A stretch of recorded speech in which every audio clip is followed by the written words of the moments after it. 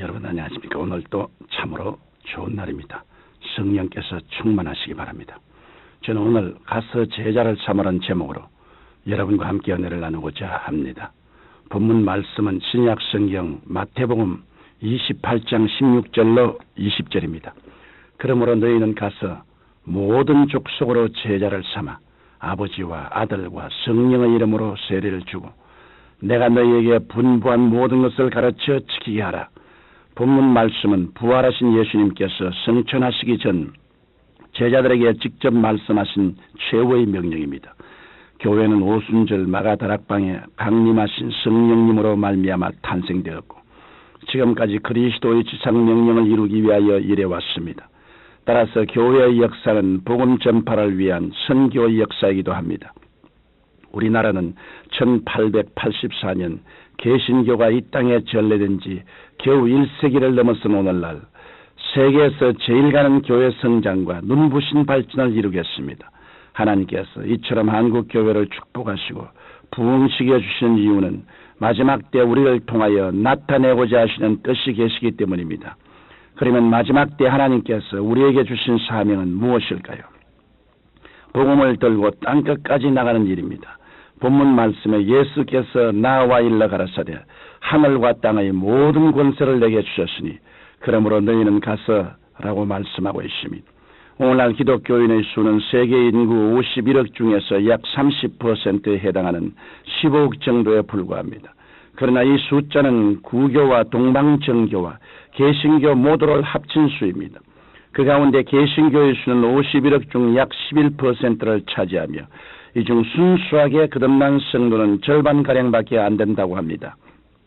특히 세계 인구의 3분의 2가 살고 있는 아시아 대륙은 약 70%가 불교권과 모슬렘 힌두교 공산권에 들어가 있습니다. 이 같은 현재의 상태를 볼 때 왜 하나님께서 한국교회에 성령을 물붓듯 부어주신가를 깨달을 수 있습니다. 그렇다고 무조건 선교한다고 나가는 것만이 전부는 아닙니다. 우리는 복음을 들고 나가기 전 반드시 선교 대상국의 사회 문화적 상태를 파악하고 언어와 관습을 익히고 현장에서 진행되는 생생한 정보에 기초한 선교 전략을 세워가지고 나가야 할 것입니다. 오늘날 세계는 하루가 다르게 변모하고 있습니다. 특히 소련 공산주의가 무너진 이후 그동안 기독교에 대해서 문을 굳게 닫았던 나라들이 서서히 문을 열지 않으면 안 되는 시점에 와 있습니다. 성경 마태복음 24장 14절에 이 천국 복음이 모든 민족에게 전거되기 위하여 온 세상에 전파되리니 그제야 끝이 오리라고 말씀하셨습니다. 이러므로 우리는 세계 복음화의 마지막 주자로서 복음이 전거되지 않은 지역에 나가 오순절 성령의 역사를 일으키고 교회를 세워 수많은 영혼을 그리스도에게로 인도해야 할 것입니다. 저희 교회도 350명의 선교사가 사역지에 나가 일하고 있습니다. 주님 오실 때까지 더 효과적인 선교를 위해 전 성도가 힘을 합쳐 기도하고 있습니다. 우리는 할 수 있으면 모든 족속으로 그리스도의 제자를 삼아야 합니다. 그리스도의 제자를 삼는 일은 초신자를 양육하여 장성한 신앙인으로 훈련하는 과정입니다.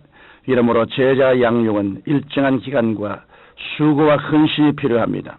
사도 바울은 제자를 삼는 목자의 심정을 성경 데살로니가 전서 2장 7절로 8절에 이렇게 말하고 있습니다. 오직 우리가 너희 가운데서 유순한 자 되어 유모가 자기 자녀를 기름같이 하였으니 우리가 이같이 너희를 사모하여 하나님의 복음만으로만 아니라 우리 목숨까지 너희에게 주기를 즐겨함은 너희가 우리의 사랑하는 자 됨이니라.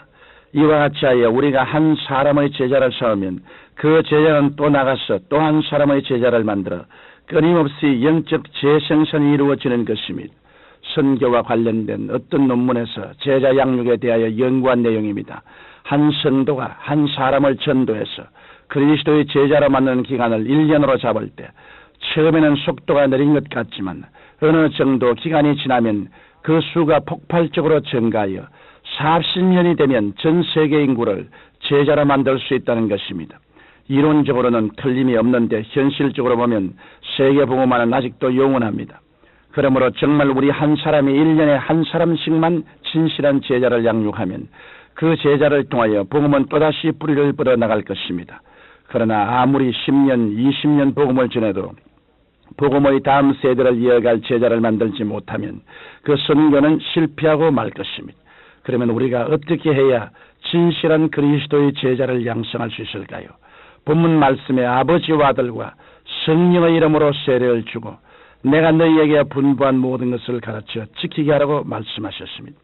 우리가 제자를 삼는 첫 번째 단계는 예수 그리스도를 영접한 자가 세례를 받게 하는 것입니다.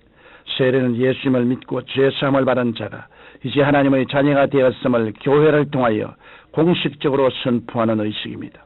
이 의식을 통해서 성도는 죄에 대하여 죽고 하나님을 향하여 산 자로 살아가는 것입니다. 그리고 또 하나 중요한 것은 구원받고 성령님을 모시고 사는 자는 성령 충만을 받도록 해야 합니다. 신자는 성령 충만을 통해 또 구원의 확신을 가지고 죄와 세상을 이기며 권능 있는 그리스도의 증인으로 살아갈 수 있는 것입니다. 그 다음 단계는 성도의 믿음이 하나님의 말씀 안에 굳게 서도록 성경을 공부하게 해야 합니다. 성경 골로새서 1장 28절에 우리가 그를 전파하여 각 사람을 구원하고 모든 지혜로 각 사람을 가르치면 각 사람을 그리스도 안에서 완전한 자로 세우려 함이라고 말씀하셨습니다. 우리는 이 말씀에서 서로 바울도 가는 곳마다 복음을 전하고 교회를 세웠을 뿐 아니라 또한 제자 양육에 힘썼던 것을 알 수 있습니다. 구원은 사람이 회개하고 예수 그리스도를 주님으로 영접하면 바로 받게 됩니다. 그러나 제자는 한순간에 되지 않습니다. 제자는 부지런히 하나님 말씀을 배우고 그리스도의 본을 쫓아서 살아가야 제자다운 삶이 되는 것입니다.